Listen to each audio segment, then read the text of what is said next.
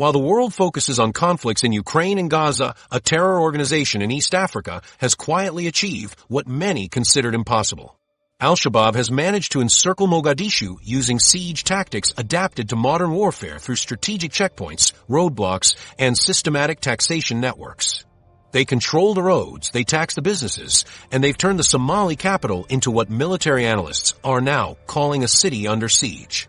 Even with 13,500 ATMIS troops around Mogadishu, divided command and restrictive mandates have left Al-Shabaab free to tighten their grip. But understanding how this siege succeeded requires examining something even more troubling than the tactics themselves. The ghost government of Somalia. The Somali federal government controls limited urban areas, relies on ATMIS for security, and struggles to collect taxes outside Mogadishu, creating a power vacuum that extends far beyond standard failed state metrics. When foreign diplomats meet with Somali officials in heavily fortified compounds, they're engaging with an administration whose authority barely extends beyond the buildings where these meetings take place. The institutional collapse in Somalia has achieved something more complete than typical broken nations that struggle with corruption or weak institutions.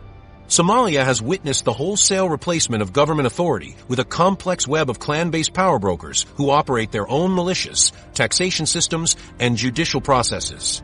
These traditional structures have proven far more durable and responsive to local needs than any attempt at central governance. The federal government's inability to perform basic state functions has created a vacuum so profound that many Somalis have never experienced legitimate government services in their lifetime. Per CTC net assessments, only Danube and Gorger brigades meet basic standards. The rest lack training and equipment. Police forces operate more like clan militias than law enforcement agencies, responding to tribal allegiances rather than legal authority. The judicial system functions sporadically at best, with many regions relying entirely on traditional clan elders and Islamic courts for dispute resolution. This governmental void created ideal conditions for Al-Shabaab's siege strategy because the group understood they weren't competing against a functioning state, but rather against a collection of competing power centers with no unified command structure. While international observers focused on building democratic institutions and holding elections, Al-Shabaab built parallel governance systems that actually delivered services to populations abandoned by the federal government. With divisions across powerful clans, inconsistent salaries, desertions of 1,300 Gorger troops, and human rights abuses by security partners, government forces have lost credibility and operational unity. Intelligence networks have been so thoroughly penetrated that planned military operations are often known to Al-Shabaab commanders before they're executed. The group has cultivated sources throughout the government hierarchy, from low-level clerks who provide administrative intelligence to high-ranking officials who warn of impending operations in exchange for cash payments. Military units operate more like business enterprises than fighting forces, with commanders viewing their positions as opportunities for personal enrichment rather than national service. Soldiers frequently abandon their posts to join better-paying clan militias, or even defect to Al-Shabaab when government salaries go unpaid for months. The result is a military that exists in name only, incapable of conducting sustained operations against a disciplined enemy. International recognition of the Somali government has actually hindered effective intervention by creating diplomatic constraints that benefit Al-Shabaab. Foreign governments must work through official channels that often lead nowhere, while Al-Shabaab operates with complete tactical flexibility.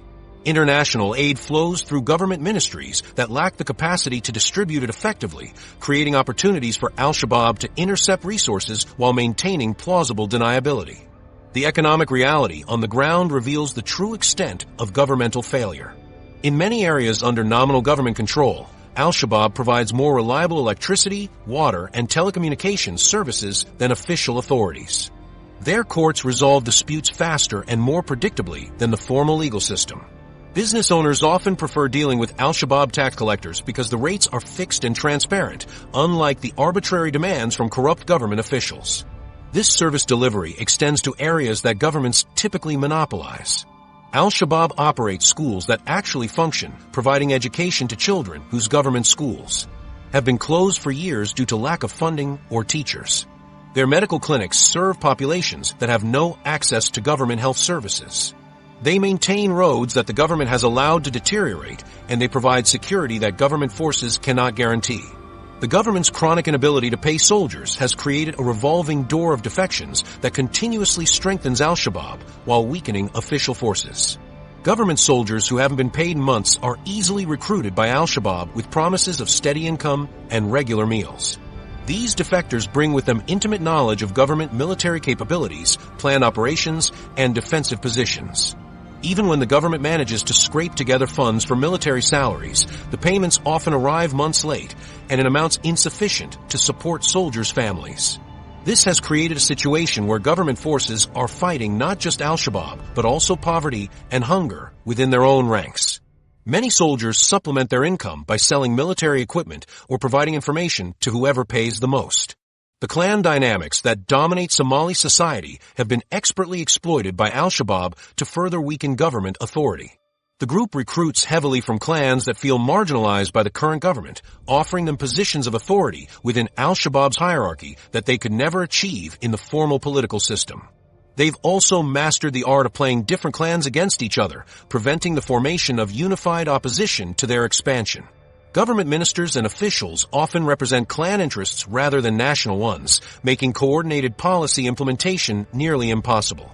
Cabinet meetings become negotiations between competing tribal factions rather than discussions of how to govern effectively. This fragmentation makes it impossible for the government to present a united front against Al-Shabaab's focus campaign. Fighting an insurgency without legitimacy among your own people creates strategic challenges that conventional military doctrine cannot address. Government forces cannot rely on local intelligence because the population often views them as just another armed group competing for control. They cannot secure territory because they lack the administrative capacity to govern areas they capture. They cannot build popular support because they cannot deliver the basic services that legitimacy requires. Al-Shabaab has exploited this legitimacy gap by positioning themselves as the more credible governing authority, capable of providing order and services that the official government cannot match. This has transformed what should be a counterinsurgency campaign into something resembling a war between competing governments, with Al-Shabaab holding significant advantages in organization, discipline, and local support. Understanding these advantages reveals how the group has managed to execute a strategy that modern military analysts initially considered obsolete. Al-Shabaab's medieval playbook. Al-Shabaab's tactical approach represents a calculated adaptation of classical siege principles to modern warfare conditions. They have captured key towns including Adan Yabal and Abur, establishing a 1,600-kilometer siege perimeter around Mogadishu while controlling 8 checkpoints on the main highways according to detailed mapping by security analysts. Rather than relying on outdated military doctrine, they have weaponized Somalia's limited road network and traditional clan systems to create a stranglehold that modern counterterrorism strategies have failed to address. The group's systematic control over roads and supply lines demonstrates how classical siege principles can be adapted to contemporary urban warfare. They understand that controlling the approaches to a major city remains more effective than attempting direct assault against superior firepower. Al-Shabaab has applied this logic by establishing dominance over the highways that connect Mogadishu to agricultural regions and international borders. They recognize that urban centers cannot survive indefinitely without continuous flows of food, fuel, and medical supplies through these critical arteries. Their approach to cutting off Mogadishu's economic lifelines reveals sophisticated understanding of modern urban dependencies. Rather than attempting conventional military conquest, they have focused on strangling the city's connections to external resources. They systematically target fuel convoys that power the city's generators and transportation networks. They disrupt food shipments from agricultural regions that feed Mogadishu's population. They interfere with medical supply deliveries that keep hospitals operational. This methodical strangulation creates conditions that make continued resistance increasingly costly for both government forces and civilian populations. Somalia's geography provides natural advantages that Al-Shabaab has exploited with remarkable effectiveness. The country's limited road infrastructure creates choke points that can be controlled with relatively small numbers of fighters positioned at strategic locations. The main highways connecting Mogadishu to southern Somalia's agricultural heartland pass through terrain that favors defensive positions over attacking forces. Al-Shabaab has established checkpoints along these routes that function as revenue collection points while controlling the movement of goods and people. The group's checkpoint system, known locally as Isbaro, has become deeply embedded in the social and economic fabric of regions surrounding Mogadishu. These positions serve multiple strategic functions beyond simple military control. They generate substantial revenue through systematic taxation of commercial traffic, with research indicating collections of approximately $30 per truck per checkpoint. They provide continuous intelligence about government movements and civilian activities. They demonstrate Al-Shabaab's administrative authority to local populations who must negotiate passage for basic travel and commerce. The practice of abanship, which traditionally involved clan-based brokerage of passage through territorial boundaries, has been co-opted by Al-Shabaab to formalize their control over regional mobility and trade. This system allows them to extract revenue from motorists while reinforcing their position as the de facto governing authority in areas under their influence. The integration of traditional practices with modern taxation methods has created a revenue stream that rivals legitimate government collections in many regions. Their patient approach sets them apart from other insurgent organizations that prioritize spectacular attacks over sustained territorial control. Al-Shabaab has demonstrated willingness to invest years in establishing positions around Mogadishu rather than seeking immediate publicity through dramatic operations. This long-term perspective reflects strategic thinking that prioritizes sustainable control over momentary tactical victories. Their commanders appear to understand that meaningful territorial control requires sustained commitment rather than episodic military successes. The siege tactics around Adan Yabal have effectively disconnected Mogadishu from critical agricultural supply lines, causing hundreds of civilian displacements in early 2025 as farmers and traders abandoned areas under Al-Shabaab pressure. This systematic disruption of food production and distribution networks demonstrates how the group weaponizes civilian infrastructure to achieve military objectives. The displacement of agricultural workers creates cascading effects that reduce food availability in Mogadishu while demonstrating Al-Shabaab's capacity to control rural populations. Al-Shabaab has demonstrated remarkable skill in turning Mogadishu's infrastructure against its defenders. They have infiltrated telecommunications networks to gather intelligence and spread propaganda throughout the city. They have penetrated electrical systems to control power supplies in specific neighborhoods. They have compromised water treatment facilities to create health crises that strain government resources and demonstrate their reach into supposedly secure areas. The coordination between military pressure and economic strangulation reveals strategic sophistication that few insurgent groups achieve. While maintaining military threats through regular attacks and the constant possibility of major operations, they simultaneously tighten economic restrictions that make normal life increasingly difficult for urban populations. This dual approach prevents government forces from focusing exclusively on military threats while ensuring that civilian populations experience the consequences of continued resistance. Their systematic approach to controlling economic choke points extends beyond roadblocks to encompass entire trade networks that sustain regional commerce. They regulate livestock movement from pastoral regions to urban markets, controlling access to protein sources that feed city populations. They monitor agricultural activities during critical harvest seasons, determining which crops reach market and which remain in rural areas. They oversee fishing operations along coastal and inland waterways, controlling access to marine protein sources. The group's willingness to inflict casualties while maintaining siege pressure has manifested in calculated attacks designed to demonstrate their continued capability to strike within the city. Recent operations have included suicide bombings targeting military recruitment centers and coordinated attacks on government installations. These operations serve dual purposes of degrading government capabilities while reminding populations that Al-Shabaab retains initiative in determining when and where violence occurs. This comprehensive control over movement and commerce has created dependencies that make resistance increasingly expensive for both military forces and civilian populations. The demonstration that classical siege principles remain effective against modern urban centers represents a significant evolution in asymmetric warfare with implications extending far beyond Somalia's borders. But the most disturbing aspect of their strategy becomes apparent when examining how they have managed to extend their revenue collection operations beyond these rural checkpoints into areas supposedly under government control. The Taxation Empire. Al-Shabaab operates what amounts to a parallel taxation authority that generates an estimated $100 million annually, funding roughly 5,000 to 10,000 well-armed fighters and extensive networks of operatives throughout Somalia. This isn't some distant rural operation or theoretical threat. Al-Shabaab tax collectors operate in areas surrounding Mogadishu and throughout southern Somalia, where business owners regularly receive visits from well-dressed men who present detailed invoices for services the government cannot provide and protection the official security forces cannot guarantee.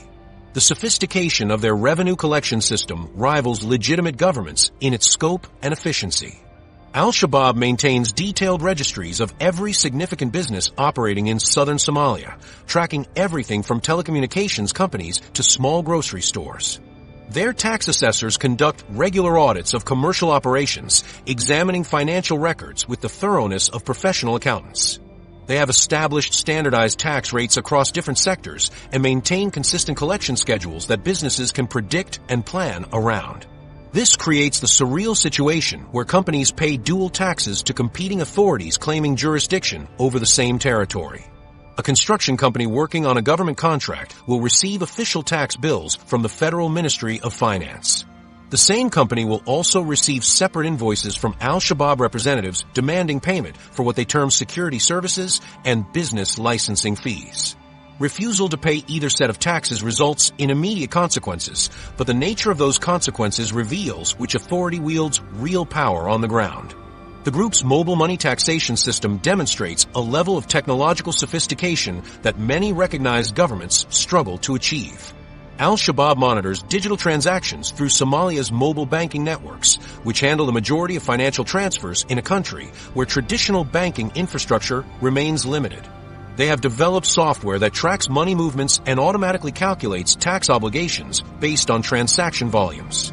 Business owners report receiving text messages within hours of large transfers, demanding immediate payment of taxes on digital transactions they assumed were private. Their infiltration of the formal banking sector allows them to monitor large transfers and identify potential tax targets with remarkable precision. Sources within Somalia's banking industry report that Al-Shabaab operatives hold positions throughout the financial system, from junior clerks who copy transaction records to senior managers who provide advance warning of government fund transfers. This infiltration gives them real-time intelligence about economic activity that enables targeted taxation of specific businesses and individuals. Al-Shabaab extorts between 5 to 10% of road transport fees under its control, according to Africa Center analysis, affecting commercial traffic throughout southern Somalia. These payments are collected through intermediaries who present themselves as local business facilitators but function as tax collectors for Al-Shabaab. International companies have discovered that failure to pay these unofficial fees results in mysterious delays, equipment malfunctions, and security incidents that make operations increasingly expensive and dangerous. Container inspection procedures have been compromised by Al-Shabaab operatives who use their positions to identify valuable shipments for additional taxation. Customs officials report pressure to share manifests and cargo details with unauthorized parties who then target specific shipments for extra fees. This system operates so smoothly that many international companies budget for these payments as routine business expenses rather than extortion payments to a terrorist organization. Taxing humanitarian convoys generates funds and yields intelligence on aid routes, an approach documented by the UN monitoring team as a core revenue source for Al-Shabaab in areas like Baidoa and Kismayo. International agencies face the impossible choice between paying taxes to a designated terrorist organization or allowing critical supplies to sit in warehouses while vulnerable populations suffer. The agricultural taxation system in rural areas surrounding Mogadishu provides Al-Shabaab with leverage over the city's food supply that extends far beyond simple checkpoint control. Farmers throughout southern Somalia pay annual taxes calculated as percentages of their expected harvests. These payments are collected during planting season, giving Al-Shabaab advance claims on agricultural production months before crops reach market. This system allows them to control food prices in Mogadishu by regulating the supply of agricultural products reaching urban markets. Livestock taxation follows similar patterns, with pastoralists paying fees based on herd sizes and expected breeding rates. Al-Shabaab tax collectors conduct regular censuses of livestock populations, tracking animal movements across grazing areas they control or influence. This gives them detailed knowledge of protein supplies that feed Mogadishu's population and creates additional pressure points for their siege strategy. The revenue generated through this comprehensive taxation system funds military operations that government forces cannot match in terms of equipment, training, or consistency. Al-Shabaab fighters receive regular salaries that arrive on schedule, unlike government soldiers who often go months without payment. Their weapons procurement operates through well-funded networks that can afford high-quality equipment from regional arms markets.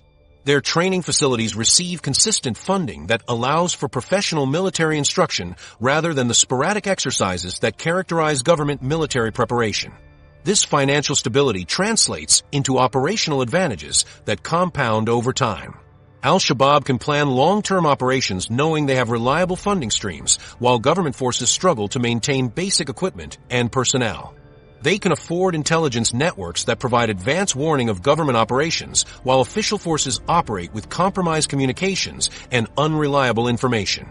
They can sustain siege operations over extended periods because their funding sources remain intact even during active military campaigns. The psychological impact of this financial disparity affects every aspect of the conflict.